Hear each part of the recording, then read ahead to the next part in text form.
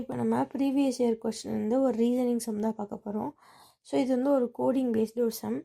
So இப்போ டேஞ்சரை வந்து இந்த மாதிரி கோட் பண்ணிட்டு இதே மாதிரி மெஷினை கோட் பண்ணால் என்ன ஆன்சராக இருக்கும் அப்படி சொல்லி கேட்குறாங்க. ஸோ இப்போ டேஞ்சருக்கும் மிஷினுக்கும் என்னென்ன லெட்டர்ஸ் எல்லாம் காமனாக இருக்குதுன்னு பார்க்கலாம். EAN 3 தான் காமனாக இருக்குது. ஸோ ANE ரைட்டா. ஸோ இப்போ பிளேசஸ் வச்சு பார்க்கலாமா.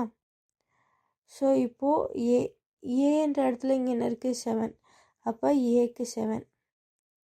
அடுத்து என் மூணாவது இருக்குது. மூணாவது இடத்துல யார் இருக்கா 20. இப்போ எண்ணுக்கு 20.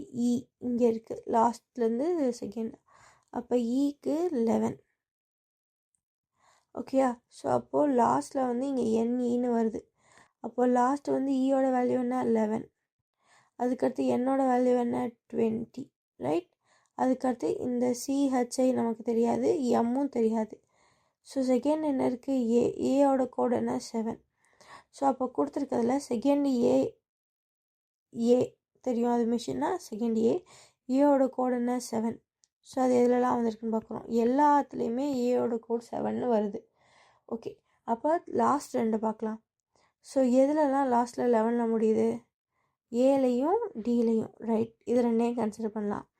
ஸோ அதுக்கடுத்து என்னோட கோடு வந்து 20. எதில் 20 வருது இந்த இடத்துல இது ரெண்டே தான் பார்க்குறோம்.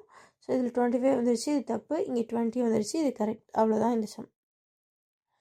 ஸோ நம்ம வந்து ஃபுல் மெஷின்னா MACHINE அவ்வளோத்துக்கு நமக்கு கோடு தெரியல. நமக்கு எனக்கு தெரிஞ்சுன்னா ஏயோடது என்னோடது ஈயோடது தெரியுது. அதை மட்டும் வச்சு நம்ம மேட்ச் பண்ணி இதை கண்டுபிடிச்சிருக்கோம். ஓகேவா, அவ்வளோதாங்க.